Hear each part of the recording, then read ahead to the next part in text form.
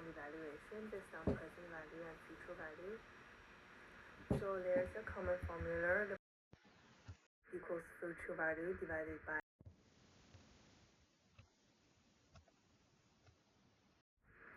So when we are comparing bond A and bond B, we see that bond A and they have the same future value of $100.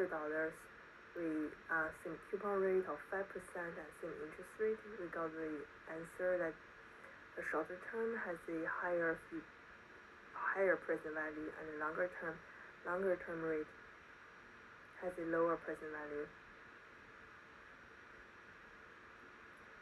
That means if you invest with a smaller amount of money in a longer term, you will get the same result in 30 years compared to you invest in a larger amount. So even you invest like 10K over the next 30 years, you can get the same money you'll be getting if you invest say 50K as in 10 years. However, when the interest rate change, the longer term bond will also have a higher percentage change as the interest rate change. So when we see the interest rate increase by 10%, the present value changed to 52.87, and bond B of the shorter term rate changed to decrease to 81.5. That's a 5% decrease compared to the 15% decrease of the 30-year bond. So like when the interest rate change, the longer term bond got a more significant change in the present value.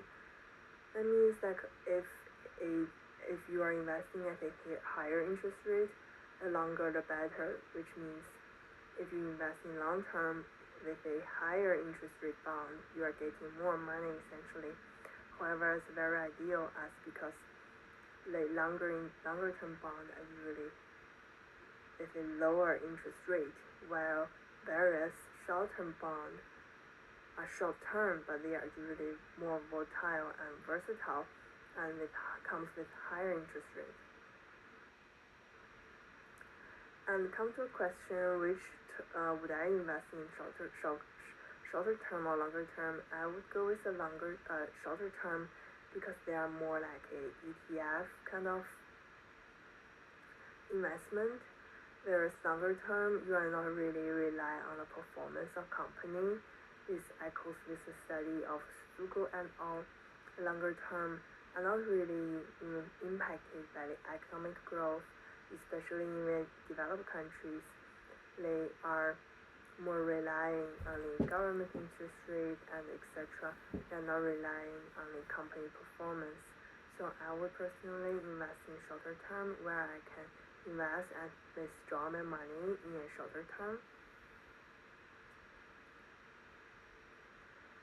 And I would invest in a shorter term so that I can withdraw my money and also invest in some other stuff in case I see more lucrative opportunities, so I can invest the money I got into a new financial product.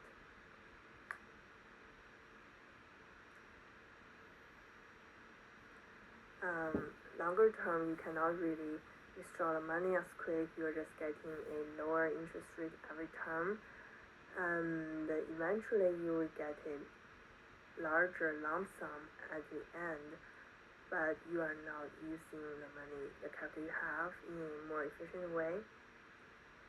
And also come with uncertainty of if there are other products that's more productive, and there's also a buyback situation where a company will buy your investment back, so you have to consider into another investment eventually. Above is my presentation. Thank you for listening.